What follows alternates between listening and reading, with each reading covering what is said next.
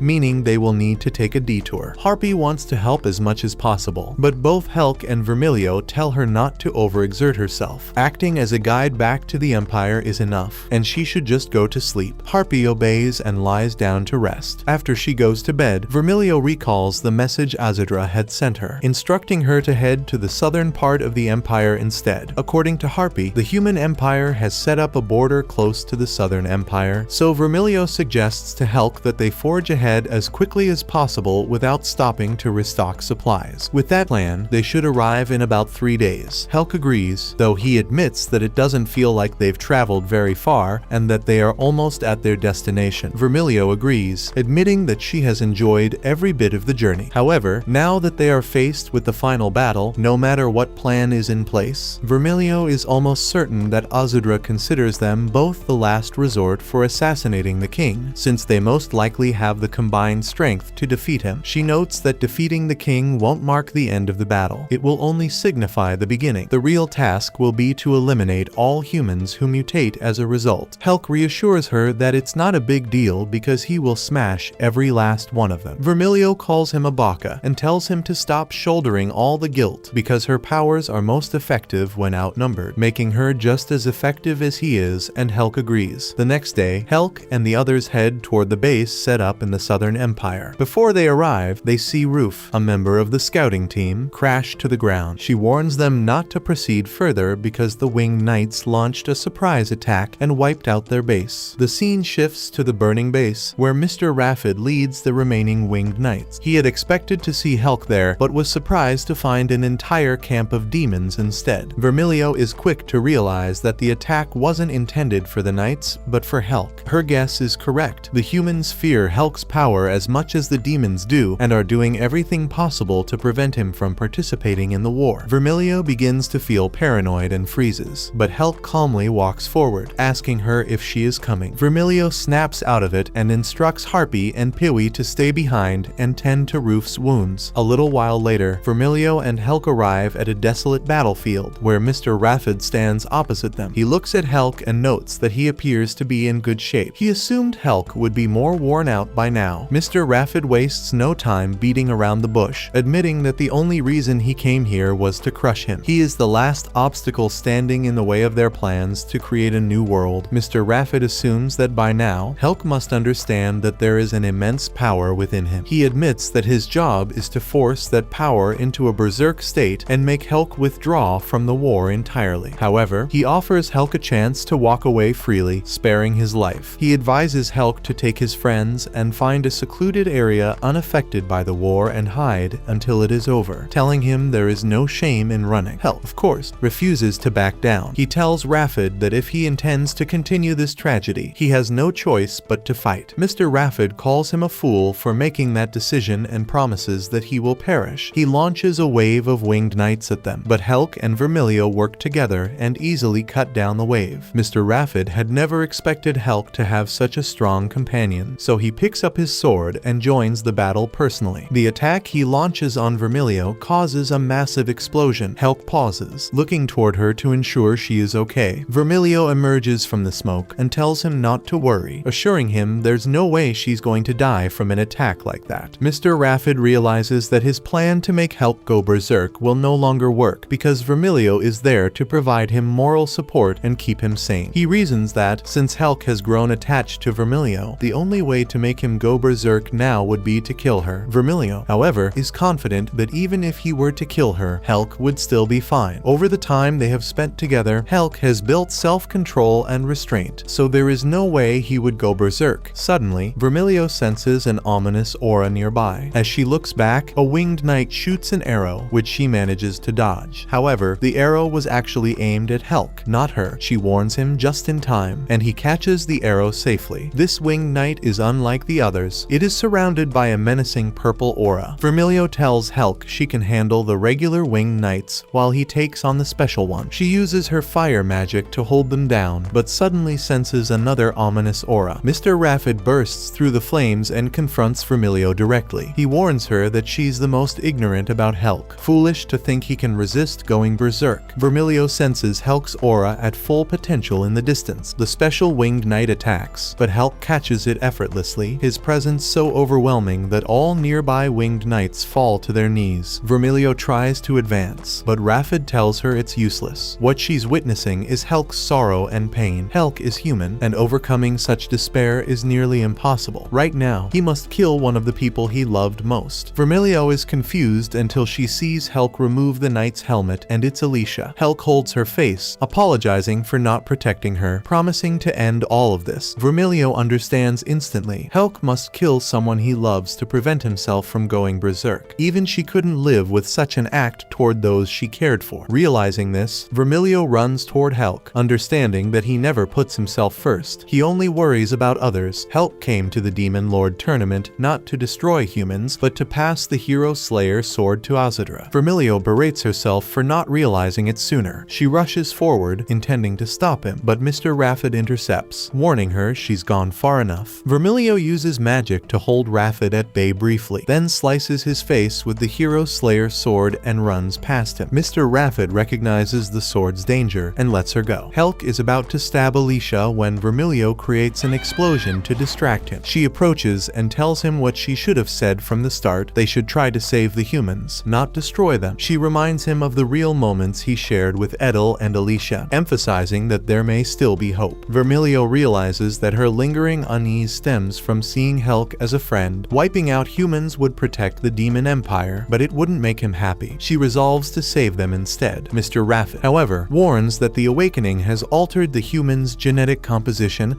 and they cannot return to normal. He also claims Azudra's forces in the castle killed him, and uses this to suggest they should surrender to avoid further chaos. Vermilio refuses to accept it. Azudra has been declared dead more times than she can count, but always survives. No immortality, no regeneration, just tenacity. She won't believe he's dead until she sees it herself. Vermilio then suggests to Helk that they head back to the castle to meet Azudra, hoping he knows how to break the human curse. Mr. Raffid, realizing their resolve, stops fighting and retreats with his squad, warning them that resistance is futile. Vermilio and Helk remain determined to save the humans and end the conflict. The next day, they reunite with the others and begin their journey to the castle to report what happened. True to Vermilio's faith, Azudra is alive, though heavily wounded and bandaged. Esta reports Vermilio's safe return, and Azudra reacts with overwhelming joy. She hands him a letter explaining her plan to save the humans, and he smiles, finding her determination endearing. Meanwhile, Rococo arrives with carriages to meet Vermilio and Helk. Vermilio asks about the rumors of Azudra's death, but Rococo assures her it's false. He's simply bandaged as usual. Relieved, Vermilio celebrates, knowing her instincts were correct. With that settled, she suggests they move toward Castle Shin to support the ongoing war. For the first time in a long while, Helk genuinely smiles, realizing he doesn't have to say goodbye to his human friends. There may still be a chance to save them after all. Subscribe to not miss the next part and watch the next video on screen.